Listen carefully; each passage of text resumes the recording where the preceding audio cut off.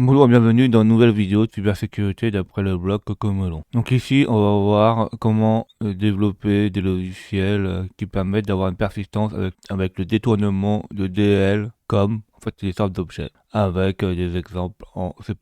Donc bonjour, passionné de cybersécurité et de hacker blanc. Donc cet article est la suite des séries d'articles sur les techniques d'astuces de persistance de logiciels malveillants. On avait fait avant, la persistance avec Roger D et la persistance avec les économies d'attaquants qui a été fait avant. Aujourd'hui, j'écrirai sur le résultat de mes propres recherches sur une astuce de persistance sur le détournement COM. Alors, le modèle de composants. Donc, dans Windows 3.11, Microsoft a introduit le Component Object Model, donc les modèles composants d'objets. Alors, comme on voit, cette chose-là, elle date depuis Windows 3.11 et elle existe encore jusqu'à maintenant, jusqu'à Windows 11. Et pour des problèmes de rétrocompatibilité, ça n'a toujours pas été changé. Un système orienté objet destiné à créer des composants logiciels binaires pouvant interagir avec d'autres objets. Il s'agit d'une technologie d'interface qui permet de réutiliser des éléments sans savoir comment ils ont été fabriqués en interne. Ça, c'est un peu le principe des librairies. On te donne une librairie, tu as des noms de fonctions, et dedans, tu n'as pas besoin de savoir comment ça fonctionne, tu as juste besoin de savoir comment accéder aux librairies, aux paramètres, et qu'est-ce qu'elles retournent. Je vais vous montrer comment les équipes rouges ou les équipes offensives, donc les red teams, peuvent utiliser des objets comme pour exécuter du code arbitraire au nom d'un processus de confiance de cet article. Donc, lorsqu'un logiciel doit charger un objet comme, il utilise une API Windows qui s'appelle en fait co-create-instance. Donc, il crée une instance objet pour construire une instance objet non initialisé d'une classe spécifique avec le CL-seed. Donc, avec le CL-seed, en fait, il va configurer la classe et à partir de cette classe, l'objet pourra savoir qu'est-ce qu'elle doit initialiser et faire. Et un des paramètres nécessaires identifiant de classe. Alors, lorsqu'un programme appelle co-create-instance avec la valeur de CLC, le système de protection consulte le registre pour découvrir que le binaire contient le COM code, en fait l'objet COM demandé. Donc c'est ici qu'il va récupérer les informations, par exemple dans la base de registre. Donc allons la récupérer. Donc il faut taper regd. Et là on voit éditeur de registre. Il va demander les droits administrateurs. Petit yes. Et au début, il faut aller dans class root. Après, on va dans CL-seed, comme on a dit. Et une fois dedans, là, on a accès aux classes, que ça des numéros spécifiques. Et par exemple, là, pour voir comme ça la vidéo, là, par exemple, le A1DB75, là, si on clique dessus, on voit les clés et on voit la clé par exemple dans le in process server 32 et dans le in process server 32 par rapport au numéro là il nous dit vers quel DL on va pointer. Et on a aussi le trading model, il y a aussi ceci qui est configuré. Alors il faut faire attention dessus, il y a certaines protections, certaines autorisations qui fait qu'on sera peut-être obligé de les changer pour que ça fonctionne. Par exemple, si on clique droit dessus, on fait autorisation, on voit que par exemple, on a certaines choses comme Trusted Installer qui permet d'installer des applications de confiance qui peut protéger certaines clés de registre. Et si on va dans avancer, des fois là, Trusted Installer fait qu'on peut pas modifier certaines choses. Donc on verra plus tard comment le modifier. Et par exemple, si là je m'amuse à modifier le fin de DL, on aura cette erreur d'écriture. Donc là, on a le contenu de InProcess32 sous la clé CLSeed, clé vue dans l'image précédente, présentée dans l'image suivante, donc que je viens de vous montrer. Et dans le cas, en fait, c'est Firefox ou n'importe quelle application qui a besoin de cette DL peut appeler le co-create instance avec le numéro de CLSeed qui est ici et le chemin là qui va sur the task flow engine est associé à la clé CLSeed et avec le numéro qui est ici pour accéder aux informations. Il existe diverses façons d'exécuter du code, mais le COM a été utilisé dans des circonstances des équipes offensives, donc les Red Team, pour faire de la persistance. Oui, parce que comme j'ai dit, là, on peut écrire dedans et ça sera persistant parce que ça sera inclus dans la base de registre. Des mouvements latéraux. Oui, parce qu'en fait, grâce à ceci, il y a des techniques qui permettent de réussir à se connecter à partir d'autres utilisateurs qui ont les mêmes droits. Et de l'évasion de la défense dans divers cas. Oui, parce que des fois, c'est vu le nombre d'objets là dedans, c'est assez difficile de savoir s'il a été modifié ou pas. En plus, si on arrive à usurper le Trusted Installer, même l'admin, directement, il peut même pas le modifier. C'est complexe. Diverses sous-clés de registre sont utilisées lors du détournement de com, donc com, en fonction de la manière dont le code malveillant est exécuté, qui sont les suivantes. Donc on peut faire comme on a vu là, le inproc server, inproc server 32, le serveur local, donc serveur local 32 aussi, donc local server 32, le trade as qui peut être utilisé et le prog ID. Donc ça peut être servi pour utiliser des potations. Les sous-clés répertoriés ci-dessus se trouvent dans les ruches de registres suivantes. Donc en fait, on va trouver aussi bien pour le local machine et le current user dans ces clés-là. Et ils possèdent aussi leur propre CLSID, aussi bien pour user, machine et root. Alors, comment découvrir les clés com pour faire du détournement? Donc, l'identification des clés qui pourraient être utilisées pour commettre un comme détournement est simple et nécessite simplement l'utilisation de Process Monitor. Donc, regardez les vidéos d'avant pour installer Process Monitor et pour trouver les com, les serveurs CLSID, et il nécessite pas non plus de privilèges élevés. Les HKSU, les fils suivants peuvent être configurés dans Process Monitor. Donc nous, on va utiliser ça, on va un peu modifier les filtres parce qu'ils ne correspondaient pas vraiment à ce qu'on voulait. Donc la première chose à faire, c'est on va ouvrir Process Monitor. Donc une fois que Process Monitor va dans les filtres, et une fois qu'on est dedans, là, il faut configurer les filtres. Donc la première chose, on met un filtre pour les opérations. Donc là, on va voir les clés qui est ouverte. Donc c'est reg open key, c'est add, on applique. Il faut que la fin du chemin, donc on choisit chemin, la fin du chemin soit in proc server 32. On l'ajoute, on applique. Là, on sait que le processus qu'on va exécuter, c'est Firefox.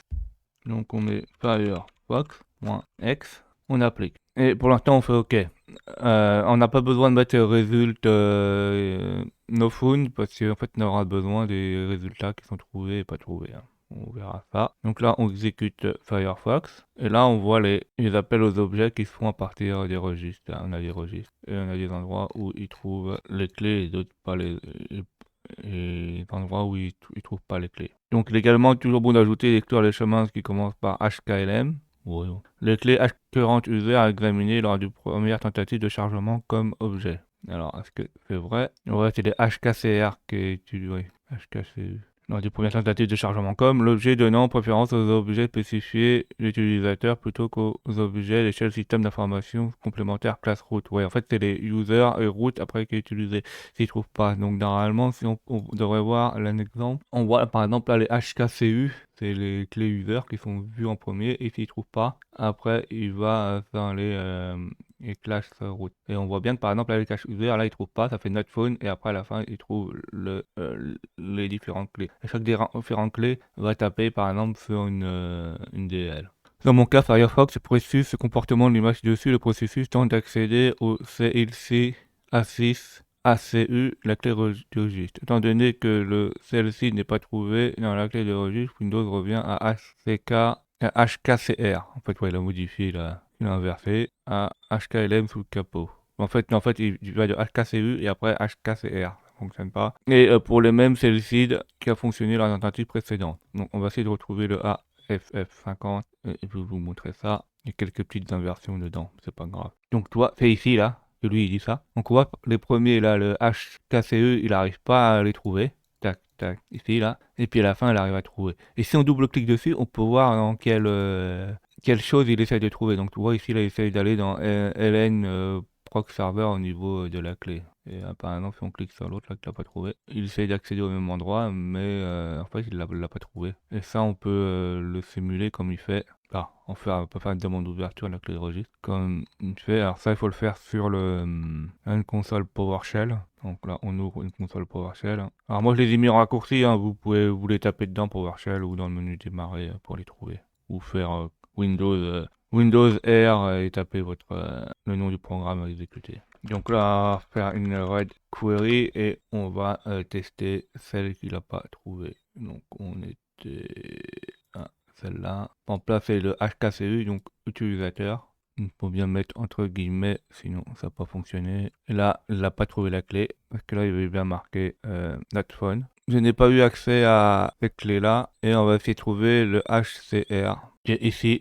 Donc on voit le HCR avec le bon numéro. Donc on double-clique, on récupère la clé, je fais une demande, j'interroge, et ici, on reconnaît notre HK class on arrive à lire. On fait Windows System On Core Common Protect std.dl. Donc là, ça fonctionne bien. Donc cette clé-là, si on a les droits, il faudra réussir à la modifier et on peut faire un contournement si c'est possible. Donc en suivant les étapes décrites ci-dessus, nous pouvons désormais récupérer les informations critiques que nous pouvons utiliser pour lancer une attaque de détournement SCOM. Alors, le processus d'attaque. Donc d'abord, il faut exporter les sous-clés d'entrée et les valeurs spécifiques du ordinateur local. Donc en fait, on va sauvegarder. Donc on fait une règle pour exporter, plus le nom on veut exporter. Donc lui, il exporte dans un fichier de partage un peu spécial. Donc, on va changer ceci. Donc, on va faire un export. Par contre, on va le faire sur notre propre bureau. Donc, en fait, si vous faites comme moi, l'utilisateur, vous mettrez sur l'utilisateur, vous êtes connecté. Et vous gardez origine, donc origin.reg, et vous regardez si ça a bien fonctionné.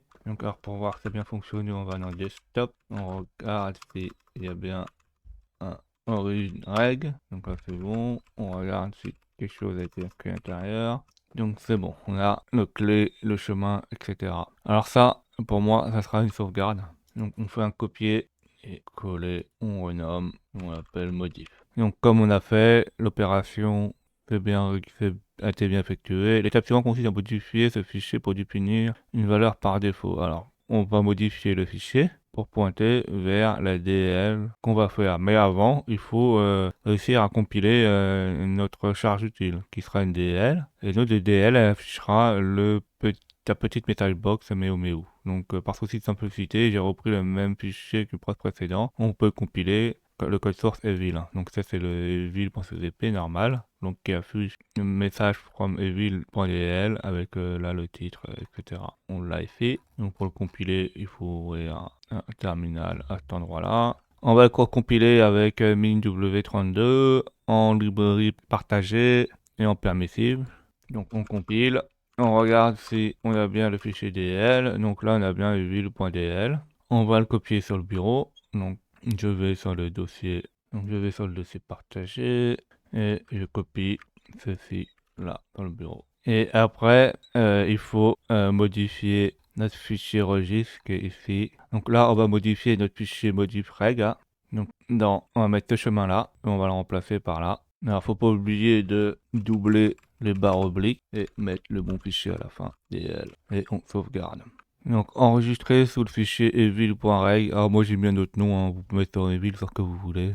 Et puis importer et vérifier le nouveau registre. Alors là on va avoir un petit problème. Par exemple, on va essayer d'importer le nouveau registre. On fait rec import, user, desktop, modif. Et là, on a un message qui nous dit erreur d'accès au registre. Et comme je vous ai montré tout à l'heure, en fait, c'est un problème de droit. Donc c'est une protection que Windows a mis en place pour éviter que certains acteurs malveillants puissent modifier les fichiers objets. Donc nous on va le modifier à la main. Dans une vraie attaque, c'est très compliqué de la mettre en route parce qu'en fait il faudra réussir à être admin en fait. Donc c'est pas aussi simple que qu'elle explique sur le blog.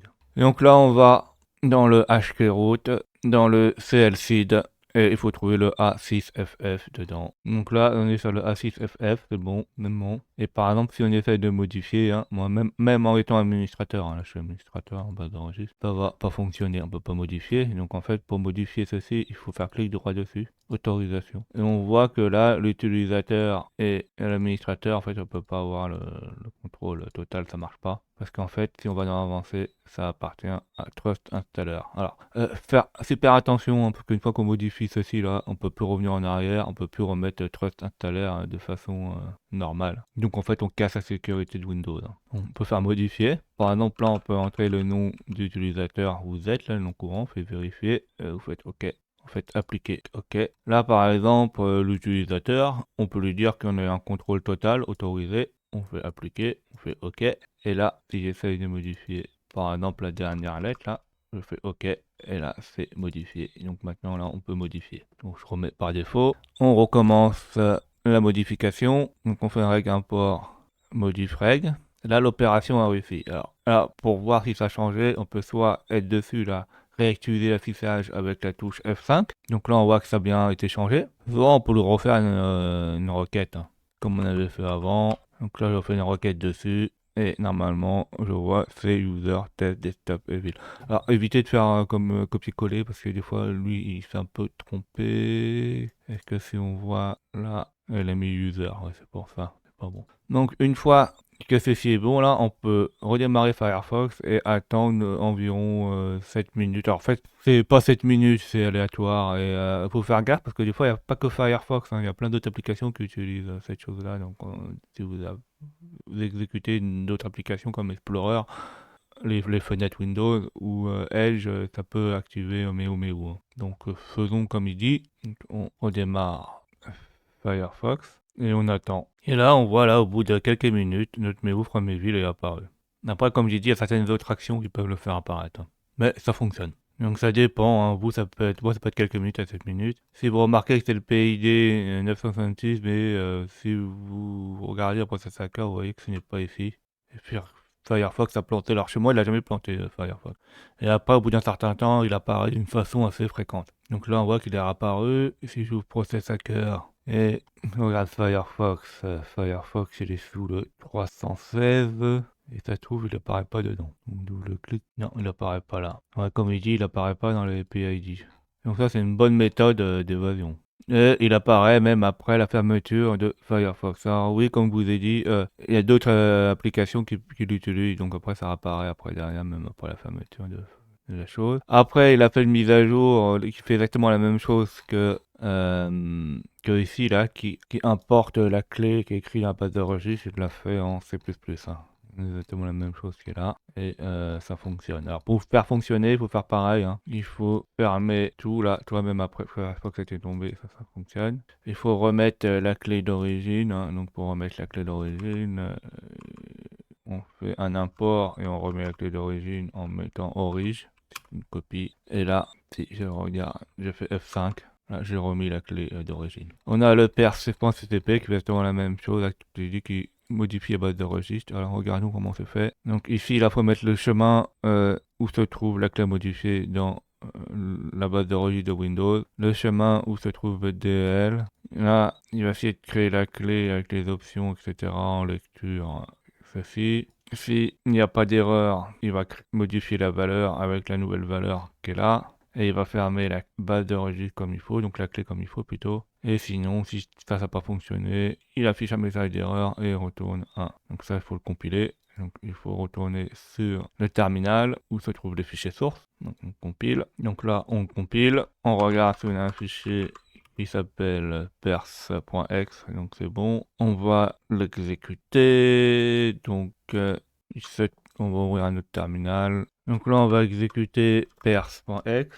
Donc là, il n'y a pas de message d'erreur. On va essayer de voir si la base de registre a été modifiée. Donc on appuie sur F5. Donc ça a bien été modifié. Et là, on peut regarder aussi en haut là, en faisant une requête, voir si ça a été modifié aussi. Donc là, on voit que ça a été modifié. On peut refaire la même chose, réexécuter Firefox et voir si au bout d'un certain temps, on a le message Méo. Et là, au bout d'un certain temps, on voit que le message revient.